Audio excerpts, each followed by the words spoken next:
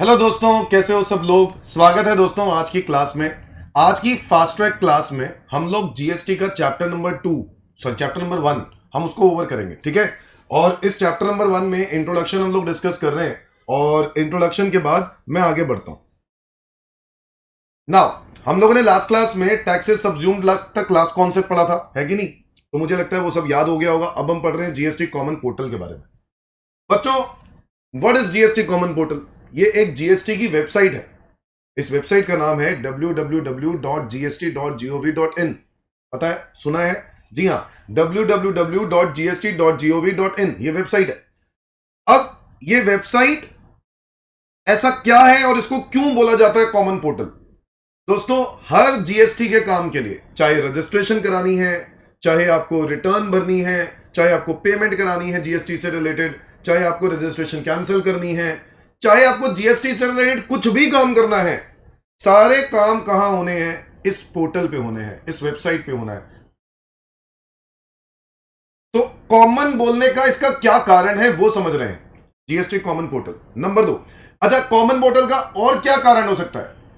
पहले वैट के लॉ में अगर हम बात करें, जीएसटी आने से पहले हर स्टेट का जो पोर्टल होता था वो अलग अलग होता था। अब क्या है, सबके लिए पोर्टल क्या हो गया है? सेम पोर्टल हो गया है। अब जब सबके लिए सेम पोर्टल हो गया है, पहले अलग अलग, क्योंकि दिल्ली वैट का डी वैट का अलग वेबसाइट होती थी, हरियाणा की अलग होती थी, यूपी की अलग होती थी। अब सबकी वेबसाइट्स क्या हो गई हैं? सेम। जिस वजह से हम इसको बोल सकते हैं दोस्तों जीएसटी कॉमन पोर्टल। क्या मेरी बात समझ में आ रही है? Is that clear everyone? So before GST, since the center and states indirect tax administrations worked under different laws, regulations, procedures and formats, the IT infrastructure and system were also independent of each other. सब independent थे, है कि नहीं? But अब अगर हम बात करें, integrating them for GST implementation was complex since it requires integration the entire indirect tax ecosystem so as to bring all the tax administration यानी सेंटर, स्टेट्स एंड यूटीज को सबको एक ही पोर्टल पर लेके आना। ये छोटा मोटा काम नहीं था। इन सबको same level of IT maturity पे लेके आए with uniform formats and interfaces for all the taxpayers and other stakeholders. जैसे कि टैक्स पेयर्स के साथ अदर स्टेक होल्डर्स कौन है? कंसल्टेंट्स। कंसल्टेंट्स भी तो जीएसटी से कनेक्टेड है, उन लोगों को भी पोर्टल पे जाना होता है। और गवर्नमेंट खुद, जो टैक्स ऑफिशियल्स होते हैं वो खुद। सो इस जीएसटी पोर्टल का नाम है दोस्तों www.gst.gov.in। ये रहा वेबसाइट का नाम। A website managed by GSTN, a website managed by GSTN, goods and service tax network. एक ऐसी कंपनी जो सेक्शन 8 कंपनी कहलाती है। सेक्शन 8 जानते ही हो आप, एनपीओ कंपनी है ना। Is set by government to establish to uniform interface for tax payer and a common and shared IT infrastructure between central and states. तो कहने का मतलब ये है, कॉमन पोर्टल इसको बोला गया इसीलिए क्योंकि सेंट्रल और स्टेट गवर्नमेंट सबके लिए एक ही पोर्टल है, अलग अलग वेबसाइट नहीं है, ठीक है। और इसको मैनेज कौन कर रहा है, यह बात पता होनी चाहिए। मैनेज कौन कर रहा है? GSTN, goods and service tax network, जो कि एक सेक्शन 8 कंपनी है, गवर्नमेंट की कंपनी है। सेक्शन 8 है मतलब नॉन प्रॉफिट पर्पस के लिए बनी है। ओके सर, ये जीएसटीएन करता क्या है सर? आओ समझते हैं, इंपॉर्टेंट है। Functions of GSTN, the creation of common and shared IT infrastructure for functions facing tax payers as assigned to GSTN. बहुत सारी एक्टिविटीज, बहुत सारे फंक्शंस जीएसटीएन को दिए जाते हैं। One of the function is filing of registration application. अगर आपको आज रजिस्ट्रेशन एप्लीकेशन फाइल करनी है कि मेरे को जीएसटी में रजिस्ट्रेशन के अप्लाई करना है, तो कैसे करोगे? जीएसटीएन के थ्रू। नंबर 2, रिटर्न फाइल करनी है, किसके थ्रू करोगे? GSTN. Number 3, creation of challan for tax payment, settlement of IGST. आपको याद होगा मैंने बताया था, आईजीएसटी जो होता है उसकी कलेक्शन सेंट्रल गवर्नमेंट कलेक्ट तो करती है, बट उसकी कलेक्शन को बाद में बांट देती है। आधा सेंट्रल लगता है, आधा state.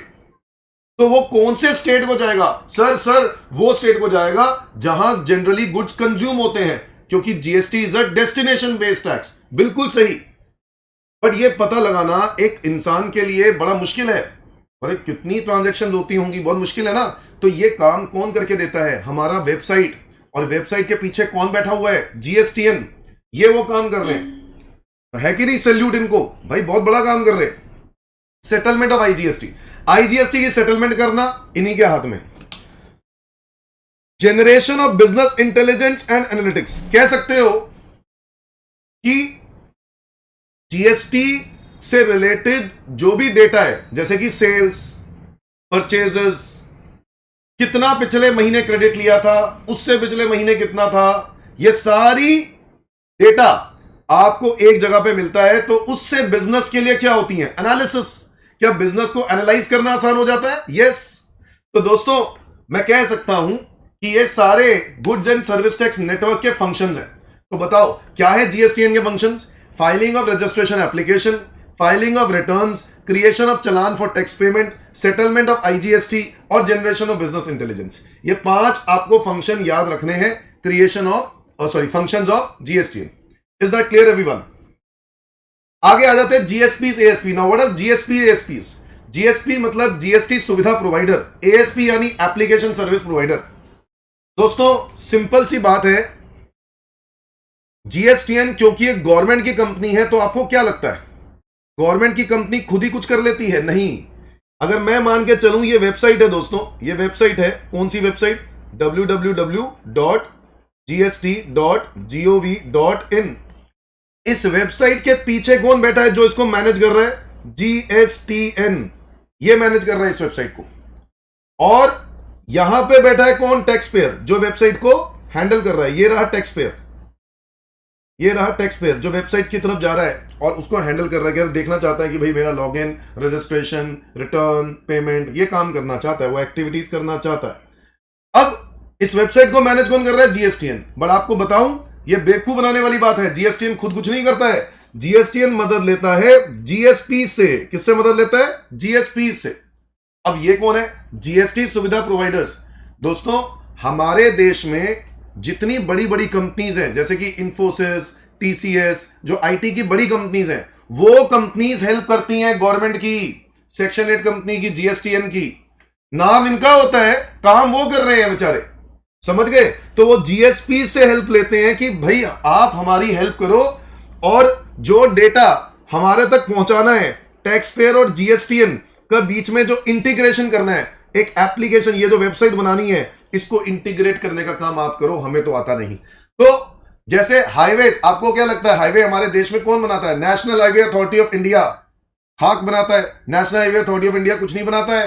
National highway authority of India आगे टेंडर पास करता है और दूसरी ऑर्गेनाइजेशंस जाके हाईवे बनाती हैं, है ना? टेंडर पास करता है, प्राइवेट कंपनी जाके बनाती हैं। नाम national highway authority of India का होता है, बट वो काम कुछ भी नहीं करता इसमें। सिमिलरली जीएसटीएन का नाम होता है जीएसटी की वेबसाइट को मैनेज करने के लिए, बट एक्चुअल में वो भी हेल्प लेता है टीसीएस और इंफोसिस जैसी कंपनी से।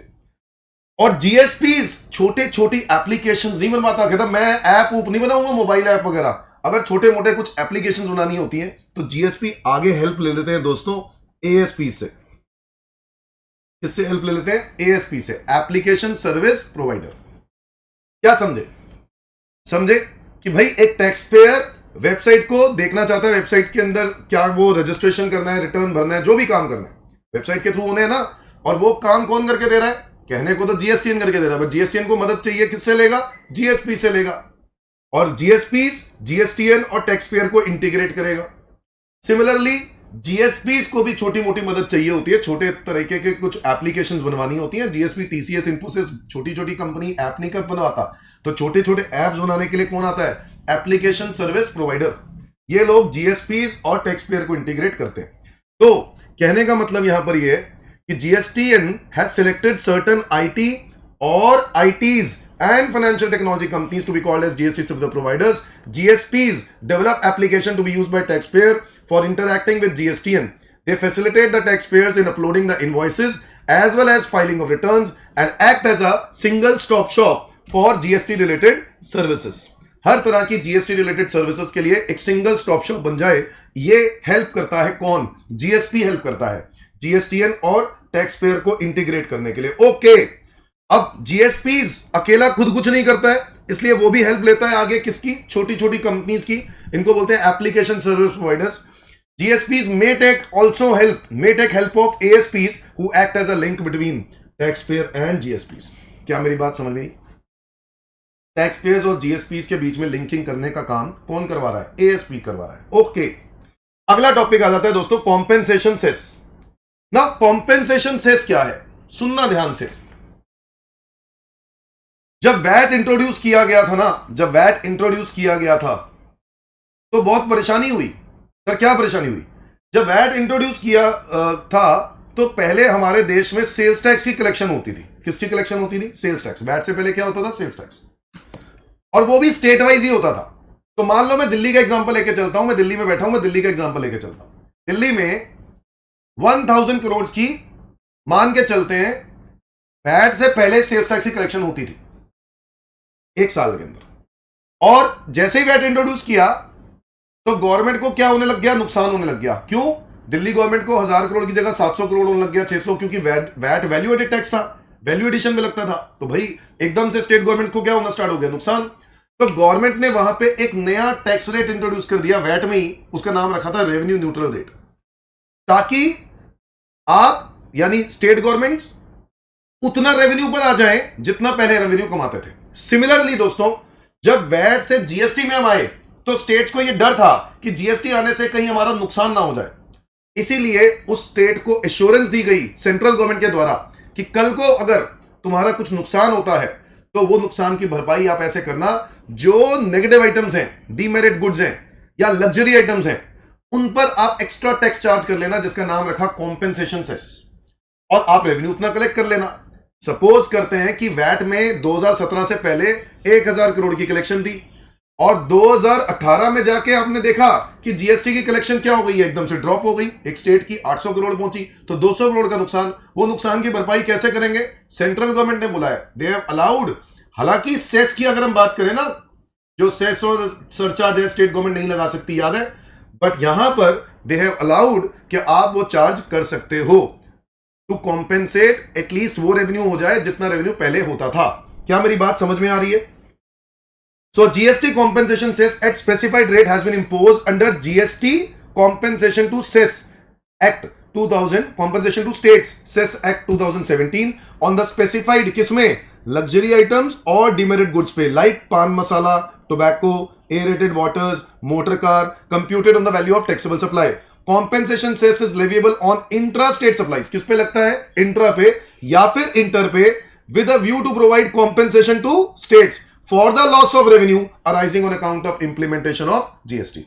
क्या ये बात समझ में आ गई? मैं आपको बता दूं दोस्तों, गवर्नमेंट ने ये पहले 2020 तक के लिए निकाला, 2021 तक के लिए निकाला था, उसके बाद जाके गवर्नमेंट ने इसको अमेंड किया और 2026, अब ये टिल 31 मार्च 2026 तक के लिए है। कितने तक के लिए? 31 मार्च 2026। यानी अगर 2026 तक भी गवर्नमेंट को कोई लॉस होता है तो उसकी कॉम्पेंसेशन सेस देकर रिकवरी करवा देंगे। क्या ये बात समझ में आ रही है? स्टेट गवर्नमेंट को अगर लॉस होता है तो। अब बच्चे का सवाल है, सर ये कैसे हो सकता है? सर आप 2017 में वैट की कलेक्शन को 2020 की जीएसटी कलेक्शन से कैसे मैच कर सकते हो? बात लॉजिकल है। इसलिए वैट की कलेक्शन पर एक इन्फ्लेशन फैक्टर लगाया जाता है जो गवर्नमेंट ने दिया है। इन्फ्लेशन फैक्टर, जैसे कैपिटल गेन के अंदर कॉस्ट ऑफ इन्फ्लेशन इंडेक्स होता था ना, वैसे ही एक इन्फ्लेशन फैक्टर होता है। वो फैक्टर लगाने के बाद हम चेक करेंगे 2020 अगर मैं वैट कलेक्ट कर रहा होता तो कितना कलेक्ट कर रहा होता, और आज मैं जीएसटी कलेक्ट कर रहा हूं तो कितना कलेक्ट कर रहा हूं, तब जाके कंपेयर करूंगा। क्या ये बात समझ में आती है? That's it. तो ये था कॉम्पेंसेशन सेस। अगला मुद्दा है दोस्तों, what are the benefits of GST. तो जीएसटी के बेनिफिट्स क्या है, आओ जरा समझते हैं।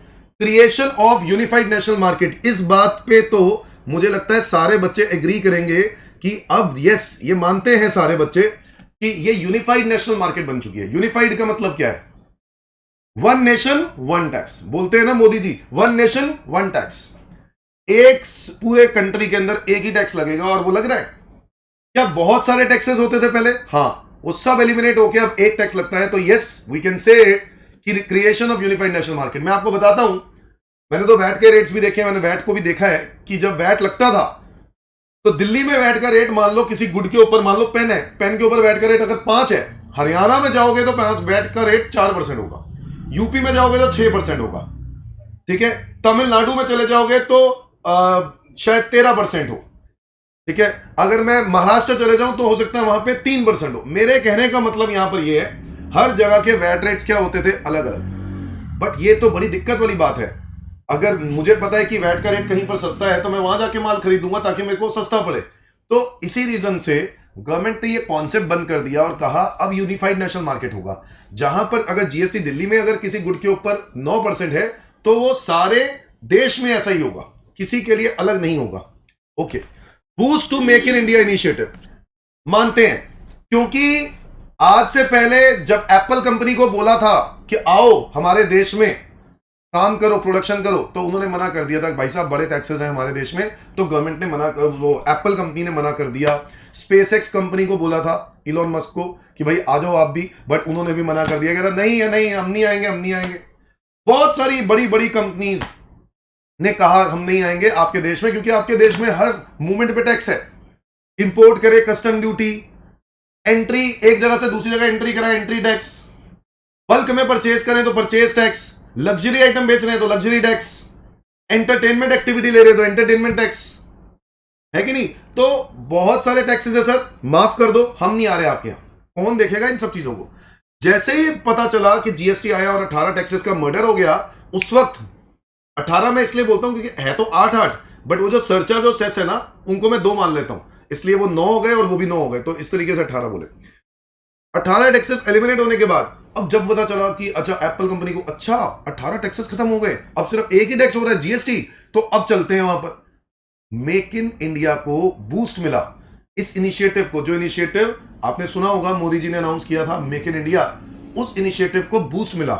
Is that clear? जब जीएसटी इंट्रोड्यूस हुआ, तो ये बेनिफिट्स हैं जीएसटी के। ओके, हाँ इसमें कोई डाउट नहीं है, जब जीएसटी आया तो बहुत सारे टैक्सेस एलिमिनेट हो गए, जिसकी वजह से बाहर के देश की कंपनीज ने हमारे देश में क्या किया, इन्वेस्टमेंट्स, और उससे क्या जनरेट हुई, एम्प्लॉयमेंट अपॉर्चुनिटीज।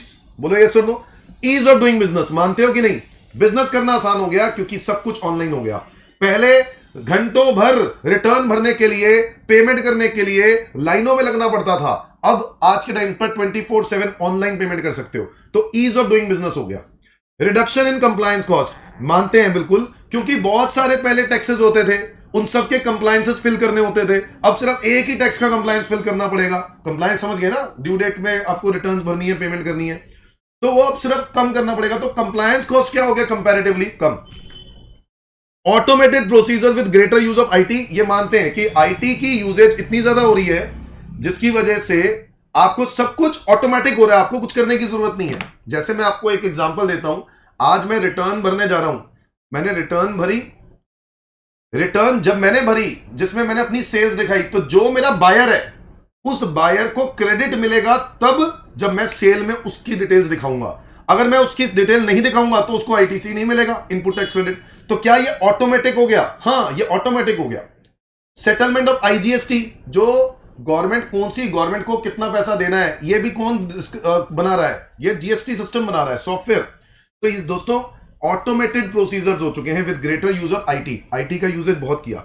और इल इफेक्ट्स ऑफ कैस्केडिंग, पुरानी बीमारियां, क्या वैट आने के बावजूद भी कैस्केडिंग होती थी? हाँ, क्यों? सीएसटी का क्रेडिट नहीं मिलता था, याद है? CST was origin based tax, जिसकी वजह से सीएसटी बायर के लिए कॉस्ट बन जाती थी, और बायर उसी के बाद प्रोडक्ट में मार्जिन ऐड करके बेचता था, तो उसके ऊपर टैक्स ऑन टैक्स लग जाता था। सो ये कुछ इल इफेक्ट्स थे कैस्केडिंग के, वो मिटिगेट हो गए। मिटिगेट मतलब खत्म हो गए। क्या मेरी बात समझ में आ गई? सो बताओ, बेनिफिट्स ऑफ जीएसटी 7 पॉइंट्स हैं। पहला, creation of unified national market, boost to make in India initiative, enhance investment and employment, ease of doing business, reduction in compliance cost, automated procedure with greater use of IT, और mitigation of ill effects of cascading. जो ill effects of cascading है वो क्या हो गए? खत्म, वो mitigate कर दिए। Is that clear everyone? तो ये सब चीजें आपको एग्जाम में पूछी जाती, बेनिफिट्स। इसके बाद आ जाता है कॉन्स्टिट्यूशनल प्रोविजंस। ना कॉन्स्टिट्यूशनल प्रोविजंस की बात करें तो इंडिया का, आपको पता है इंडिया का जो संविधान है वो 3 टियर में बड़ा हुआ है, 3 टियर में बटा हुआ है। एक यूनियन गवर्नमेंट जिसको हम लोग बोलते हैं सेंट्रल, एक स्टेट गवर्नमेंट, और एक होती है लोकल गवर्नमेंट। ये लोकल क्या है? यानी स्टेट गवर्नमेंट के अंदर की भी एक गवर्नमेंट होती है, उसको बोलते हैं local government. The power to levy taxes and duties is distributed among the 3 tiers of the government in accordance with the provision of Indian constitution. कह रहा है हमारे देश में इस पूरे के पूरे जो कानून है उसको 3 टियर्स में बांटना हुआ है। और हमारे देश में ये संविधान जो है वो 3 टीयर्स में बांटा हुआ है कि किसको क्या चीज अप्लाई होगी। और आपको पता है ना, संविधान में it is the constitution of India is supreme law of India. हाँ, जितने भी कानून पास होते हैं वो यहीं से तो पास होते हैं। अगर पहले संविधान में लिखे होंगे तभी तो लॉ बना सकेंगे, तो लॉ में संविधान में होना जरूरी है। It consist of a preamble, जो कि इंट्रोडक्शन होता है, 25 पार्ट्स हैं, 448 आर्टिकल्स हैं। 448 आर्टिकल्स मतलब 448 कानून है, 12 शेड्यूल्स हैं। तो 448 आर्टिकल्स, 12 शेड्यूल्स, एक प्रीएम्बल जिसमें इंट्रोडक्शन होती है, वही वी द पीपल, वही राइट्स की बात होती है, 25 पार्ट्स हैं। तो ये संविधान है। और ये संविधान का जन्म कब हुआ था, सारे बच्चे बताओ। संविधान का जन्म हुआ था 26 जनवरी 1950। किसके द्वारा? Doctor B.R. अंबेडकर द्वारा, Bhimrao Ambedkar. Is that clear everyone? हाँ, इससे पहले भी कई बार संविधान आया, बट वो इंडिपेंडेंस से पहले था। मैं इंडिपेंडेंस की बात कर रहा हूं। तो ये वो संविधान है। ओके। और आपको तो पता है, अगर मान लो कोई भी कानून में लागू करना चाहता हूं बट परमिशन नहीं है, पावर नहीं है, तो मैं लगा सकता हूं? नहीं। तो मेरे पास पावर टू लेवी होना चाहिए, और पावर टू लेवी अगर नहीं है तो वो अल्ट्रा वायर माना जाता है। क्या माना जाता है? Ultra wire. अल्ट्रा वायर का मतलब है वो इलीगल है, वो वॉइड है, उसका कोई बेनिफिट नहीं मिलेगा। Is that clear? भाई, प्राइम मिनिस्टर मोदी जी कह दें कि आज मैं कानून लगाना चाहता हूं, कैसे लगा सकते हो जब उसमें पावर ही नहीं है आपके पास संविधान में? Is that clear? तो उनके कहने से कुछ नहीं होगा, संविधान में पावर होनी चाहिए। The significant provision of the Constitution relating to the taxation are Article 265. Article 265 में साफ तौर पे लिखा हुआ है, no tax can be levied or collected except by authority of law. इसका मतलब क्या है? कह रहा है कोई भी टैक्स ना लगा सकते हैं ना कलेक्ट कर सकते हैं जब तक लॉ से अथॉरिटी ना मिले। तो जब तक लॉ से पावर नहीं मिलती, ना ही आप टैक्स लगा सकते हो, ना ही आप टैक्स कोई कलेक्ट कर सकते हो। Is that clear? आर्टिकल 245 क्या कहता है? Article 245 part 11 of the constitution deals with relationship between union and states. ये कुछ आर्टिकल्स हैं जो मैं डिस्कस कर रहा हूं जिसका कनेक्शन जीएसटी से। और पहले तो मैं आपको यह बताना चाह रहा हूं इन आर्टिकल्स को पढ़ के कि भाई क्यों जरूरत थी कॉन्स्टिट्यूशनल अमेंडमेंट। आपको याद होगा मैंने बताया था जेनेसिस ऑफ जीएसटी, उसमें कॉन्स्टिट्यूशनल अमेंडमेंट पहले बिल रखा गया था पार्लियामेंट में। तो वो क्यों रखा गया था उसके बारे में पहले चर्चा हो रही है। वो रखा गया था इसलिए क्योंकि आर्टिकल 265 क्या कहता है? No tax can be levied और collected except by authority of law. दूसरा, आर्टिकल 245 सेंट्रल स्टेट्स के पावर्स डिवाइड करता है ना। और उसके बियॉन्ड अगर आप कोई आर्टिकल, मतलब संविधान में अगर नहीं लिखा हुआ कि हम लोग कोई कानून लागू कर सकते हैं, तो हम वो अल्ट्रा वायर्स है, वो इलीगल है, वो वॉइड है। सो बेसिकली आर्टिकल 245 में यूनियन और स्टेट्स की रिलेशनशिप बताई गई, और इसके अंदर लिखा गया कि जो पार्लियामेंट में मेक लॉज, पार्लियामेंट लॉज बना सकता है फॉर होल और any part of territory of India. क्या मतलब? लोकसभा और राज्यसभा में जो भी कानून पास होते हैं वो या तो पूरे देश के लिए बना सकते हैं या देश में किसी हिस्से के लिए बना सकते हैं। और अगर लेजिस्लेचर ऑफ स्टेट, भाई स्टेट के कानून कौन पास करता है? लेजिस्लेचर ऑफ स्टेट, है ना, लेजिस्लेचर ऑफ स्टेट। तो लेजिस्लेचर ऑफ स्टेट जो है, अगर वो कानून कोई पास करता है, दे में मेक लॉज फॉर होल और any part of the state.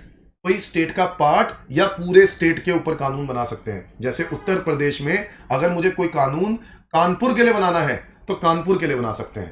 क्या मेरी बात समझ में आई? या पूरे उत्तर प्रदेश के लिए बना सकते हैं। आर्टिकल 245 के बाद कॉन्स्टिट्यूशनल प्रोविजंस में आर्टिकल 246 भी डिस्कस करना है। कहता है आर्टिकल 246 कहता है, आर्टिकल 246 कहता है कि भाई आपको यह बताना जरूरी है कि यहां पर क्या क्या पावर्स हैं, कौन से कानून लगाने की पावर किसके पास है, यह बात की गई है आर्टिकल 246 में। और आर्टिकल 246 में एक शेड्यूल 7 की डिस्कशन हो रही है, जिसके अंदर 3 तरह के लिस्ट हैं। List 1, list 2, list 3। ये हो गया यूनियन लिस्ट, ये हो गया स्टेट लिस्ट, और ये हो गया कॉन्करेंट लिस्ट।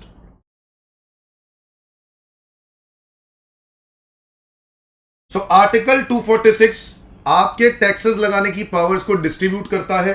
सेंट्रल गवर्नमेंट में, स्टेट गवर्नमेंट में कैसे करता है ये देखिए आपके सामने, आर्टिकल 246। अब आर्टिकल 246 में जो शेड्यूल 7 है, list 1 union list, list 2 state list, list 3 concurrent list. ये वो कानून इसके अंदर आते हैं जहां पे पावर टू लेवी, लेवी का मतलब क्या होता है? टैक्स लगाना। किसके हाथ में है? Central government. ऐसे कानून जिसकी पावर किसके हाथ में है? Central government. यहां पे वो कानून आते हैं जिसकी पावर किसके हाथ में है? State government. और यहां पे वो पावर होती है, यहां पे वो कानून आते हैं जिसकी पावर किसके पास है? दोनों गवर्नमेंट के पास, both government, central as well as state. आपको ये बातें पता है बट फिर भी रिवाइज कर रहे हैं। एंट्री नंबर 82 इनकम टैक्स की बात करता है। एंट्री नंबर 83 कस्टम ड्यूटी की बात करता है। एंट्री नंबर 84 सेंट्रल एक्साइज की बात करता है। Entry number 92A central sales tax की बात करता है। और 97 उन टैक्सेस की बात कर रहा है which are not covered under list 2 and 3। जो लिस्ट 2 और 3 में टैक्सेस कवर्ड नहीं है वो पावर आप एंट्री नंबर 97 से ले सकते हो। सो आपको कुछ एंट्री मतलब सीरियल नंबर है। एंट्री नंबर 82 हो गया इनकम टैक्स लगाने की पावर सेंट्रल गवर्नमेंट के पास है। ये बात कहां लिखी हुई है? संविधान में आर्टिकल 246 के शेड्यूल 7 लिस्ट नंबर 1 वहां पे लिखी हुई है। एंट्री नंबर कौन सा है? 82 income tax, 83 custom duty, 84 central excise. हां वो बात और है कि सेंट्रल एक्साइज अब जिंदा नहीं है क्योंकि अब सिर्फ 2 ही प्रोडक्ट पे लगता है। बताओ कौन कौन से? एक टोबैको और एक पेट्रोलियम आइटम्स। सीएसटी किस किस पर लगता है बताओ? सीएसटी लगता है इंटरस्टेट सेल पर, बट कब लगता है? अब वैसे तो लगता नहीं है बट ये अभी भी लग रहा है। तो किस पे लग रहा है? अल्कोहलिक लिकर और पेट्रोलियम आइटम्स, अगर ये इंटरस्टेट सेल होते हैं तो। और 97 में तो बहुत पहले एक कानून आ गया था सर्विस टैक्स। 1990s में सर्विस टैक्स आ गया था। तो 1990s में जब सर्विस टैक्स इंट्रोड्यूस कर दिया तो फिर कोई और कानून बना नहीं सकते थे। तो ये प्रॉब्लम थी। कहीं पर भी ये नहीं लिखा हुआ कि जीएसटी लेके आ सकते हो, गुड्स और सर्विसेज के लिए कोई टैक्स बना सकते हो, नहीं। ऐसे ही लिस्ट नंबर 2 स्टेट लिस्ट की बात करें तो एंट्री नंबर 51 स्टेट एक्साइज और 54 वैल्यू एडेड टैक्स। तो एक्साइज 2 तरह के होते थे। एक सेंट्रल गवर्नमेंट लगाता था मैन्युफैक्चरिंग पर, कुछ प्रोडक्ट्स पर, जैसे अब वो सेंट्रल एक्साइज सिर्फ टोबैको और पेट्रोलियम पे लगाता है, बट पहले तो सारे आइटम पे लगता था। और बाकी नशे वाले जो प्रोडक्ट्स होते थे उस पर स्टेट गवर्नमेंट लगाता था। स्टेट एक्साइज नशे वाले प्रोडक्ट पे लगता था बस, और इसके अलावा कोई प्रोडक्ट पे नहीं लगता था। Alcoholic liquor, narcotics, opium, Indian hemp, ये नशे, भाई वही चरस, गांजा, अफीम, हाँ लिकर, इन सब चीजों पे लगता था स्टेट एक्साइज। वो खत्म हो गया। सॉरी, सेंट्रल एक्साइज खत्म हो गया। स्टेट एक्साइज तो अभी भी जिंदा है। स्टेट एक्साइज लग रहा है। अल्कोहलिक लिकर पे दोनों लगते हैं, स्टेट एक्साइज और वैट। उनकी मैन्युफैक्चरिंग पे स्टेट एक्साइज, बेचने पर वैट। Is that clear? और अल्कोहलिक लिकर के अलावा नशे पर और भी नशे हैं जो मैंने आपको बताया। अब तुम बोलोगे सर नशे को क्यों प्रमोट कर रही है गवर्नमेंट? गवर्नमेंट को टैक्स लेना तो दूर, गवर्नमेंट को तो बंद कराना चाहिए। गवर्नमेंट नहीं कराएगी बंद, भाई फार्मा इंडस्ट्री चलती है उसी भरोसे है। सारी फार्मा इंडस्ट्री, मेडिसिन जितने भी लगती हैं, कॉस्मेटिक्स, मेडिसिन के अंदर आपकी नशे ही तो जाते हैं। आपको पता है ना ये सब चीज। इसके लिए तो उसको मेडिसिन को क्या बोलते हैं? ड्रग्स है। बोलो यस और नो। तो ये वो टैक्सेस हैं जिनकी पावर किसको दे दी गई? स्टेट गवर्नमेंट को। और लिस्ट 3 में कोई भी ऐसा टैक्स नहीं था, कोई टैक्सेस इंट्रोड्यूस नहीं किया। मतलब सोचो ना, ऐसा कोई कानून जिसकी पावर सेंट्रल स्टेट दोनों को दे दे तो भैया बहुत लड़ाई हो जाएगी। तो कोई टैक्सेस इंट्रोड्यूस नहीं किया। Is that clear? तो कितने तरह की लिस्ट हो गई? List 1, list 2, list 3। लिस्ट 1 हो गया यूनियन लिस्ट, लिस्ट 2 हो गया स्टेट लिस्ट, और लिस्ट 3 हो गया कॉन्करेंट लिस्ट। यूनियन लिस्ट में सेंट्रल गवर्नमेंट का पावर है और वो आपने देख लिया कौन कौन से टैक्सेस है। लिस्ट 2 में भी देख लिया आपने और लिस्ट 3 में भी देख लिया। लिस्ट 3 में तो कोई है ही नहीं। तो लिस्ट 3 नो टैक्सेस है, तो कुछ तो होगा ना इसके अंदर। जी हां, civil laws, criminal procedures, criminal laws, ये सब इसी के अंदर है। आईपीसी, इंडियन पिनल कोड, सब इसी के अंदर है। यानी उनकी पावर बनाने की सेंट्रल गवर्नमेंट, स्टेट गवर्नमेंट दोनों के पास है। मतलब उनसे रिलेटेड लॉ बनाने की पावर सेंट्रल स्टेट दोनों के पास है। तो ये है आर्टिकल 246 शेड्यूल 7, जहां पे जीएसटी का जिक्र ही नहीं है। गुड्स और सर्विस पे एक ही टैक्स लगाए, ऐसा कोई टैक्स ही नहीं था। क्या मेरी बात समझ में आ रही है? तो ये बड़ी दिक्कत परेशानी वाली बात है कि जीएसटी कैसे लगाएं। इसीलिए दोस्तों there was a need for constitutional amendment, और अमेंडमेंट करनी पड़ी और अमेंडमेंट करके ये कौन सा 101st अमेंडमेंट एक्ट, क्या इसका नाम दिया 101st अमेंडमेंट एक्ट 2016। और इसके अंदर मेजरली 3 आर्टिकल्स इंट्रोड्यूस किए गए, आर्टिकल 246A, 269A, एक 366 में कुछ डेफिनेशंस ऐड की गई और एक 279A। मेजरली ये आर्टिकल्स हैं, आर्टिकल्स तो और भी हैं बट मेजरली इन पर ध्यान दिया गया। तो power to make laws with respect to GST किसको दे दिया, सेंट्रल गवर्नमेंट को। ये बात लिख दी गई थी संविधान के अंदर, power to make laws with respect to GST. तो सेंट्रल गवर्नमेंट और स्टेट गवर्नमेंट को पावर दी गई, कहां दी गई सेंट्रल गवर्नमेंट को, कहां स्टेट गवर्नमेंट को, वो इसी आर्टिकल 246A में लिखा गया। और इसमें यह लिखा गया कि पेट्रोलियम आइटम पे जीएसटी अभी तो नहीं है बट फ्यूचर में लग सकता है, बट वो रिकमेंड कौन करेगा, जीएसटी काउंसिल रिकमेंड करेगी। पेट्रोलियम आइटम्स दोस्तों 5 है, petroleum crude, high speed diesel, motor spirit, natural gas और एविएशन टर्बाइन फ्यूल। ये 5 पेट्रोलियम आइटम पे जीएसटी कब लगेगा, जब जीएसटी काउंसिल रिकमेंड करेगी। तो गवर्नमेंट ने एक जीएसटी काउंसिल बनाया, प्रेसिडेंट ऑफ इंडिया ने पास किया इसको, और जीएसटी काउंसिल की जिम्मेदारी दे दी कि जीएसटी से रिलेटेड जितने भी इश्यूज होंगे वो आपने हैंडल करने हैं, वो हमने हैंडल नहीं करने। Is that clear? तो वो जीएसटी काउंसिल ही डिसाइड करेगी पेट्रोलियम आइटम पे जीएसटी कब लगेगा। अभी तक नहीं लगा हुआ। तो आर्टिकल 246A पावर देता था लॉ बनाने की। इसी के बाद तो 4 बिल पार्लियामेंट में रखे गए थे, सीजीएसटी, एसजीएसटी, आईजीएसटी, यूटीजीएसटी वाले जो 4 बिल थे वो पार्लियामेंट में तभी तो रखे गए थे। पहले संविधान में ये अमेंडमेंट पास होनी जरूरी थी ना, संवैधानिक अमेंडमेंट। पार्लियामेंट में पहले लोकसभा में ये पास हुआ, फिर राज्यसभा में पास हुआ, फिर प्रेसिडेंट का असेंट मिला, तब जाके तो लॉ बनाए बाद में। फिर उसके बाद आर्टिकल 269 आया। वो आर्टिकल किसके लिए था कि अगर कोई इंटर स्टेट सप्लाई करते हैं उससे रिलेटेड कोई कानून बनाना है तो वो आर्टिकल 269A के अंदर होगा, इंटर स्टेट ट्रेड से रिलेटेड।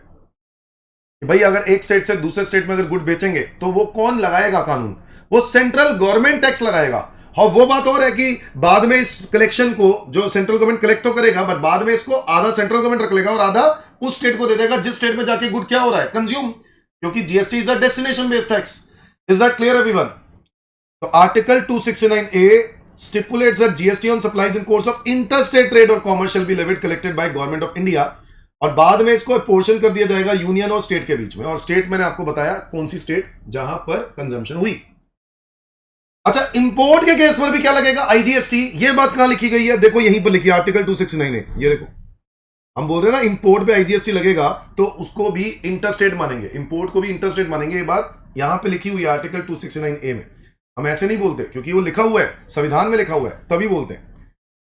फिर आर्टिकल एक 270 था जिसके अंदर क्या चेंजेस हुए, distribution of goods and service tax between centre and states. यही बात मैंने आपसे बात करी कि 269 के अंदर ये बात लिख दी गई थी कि जो जीएसटी की कलेक्शन होगी आईजीएसटी की, वो आधा सेंट्रल गवर्नमेंट रखेगी और आधा स्टेट गवर्नमेंट। यही बात आर्टिकल 270 में स्पेशली अलग से लिखी गई। आर्टिकल 366, जैसे हर कानून में सेक्शन नंबर 2 डेफिनेशंस होता है ना, वैसे ही सेक्शन आर्टिकल 366 क्या है, डेफिनेशंस का है। और इसके अंदर कई तरह के सब आर्टिकल बनाए गए। आर्टिकल 366(12) जिसके अंदर बनाया गया गुड्स की डेफिनेशन और कहा goods have been defined in inclusive manner. Inclusive का मतलब क्या होता है, इसमें और भी आइटम्स आ सकती हैं, बोलो यस और no. The term goods has been already defined in inclusive manner to provide that goods include all materials, commodities and articles. हर मटेरियल, हर कमोडिटी और हर आर्टिकल क्या है, गुड्स है। ये बात डेफिनेशन में लिखी गई। ओके। आर्टिकल 366(12)A जो जिसने डिफाइन किया किसको, जीएसटी को डिफाइन किया। किसको डिफाइन किया, जीएसटी की। जीएसटी क्या है, कह रहा है जीएसटी यानी goods and service tax means any tax on supply of goods or service or both except taxes on supply of alcoholic liquor. Alcoholic liquor को छोड़ के बाकी की सप्लाईज पर क्या लगेगा, जीएसटी। ये बात लिखी गई आर्टिकल 366(12)A में। तो बताओ, ये बात पहले ही लिख दी कि एल्कोहलिक लिकर पे जीएसटी नहीं लगेगा, अभी नहीं, कभी भी नहीं लगेगा, कभी भी नहीं लगेगा। आर्टिकल 366 के 26A में लिखा गया सर्विस की डेफिनेशन, जहां पे क्लियरली बोल दिया कि services means anything other than goods. जो भी गुड्स के अलावा होगा वो सब सर्विसेज है। ओके, ये बात बड़ी क्लैरिफाई की गई।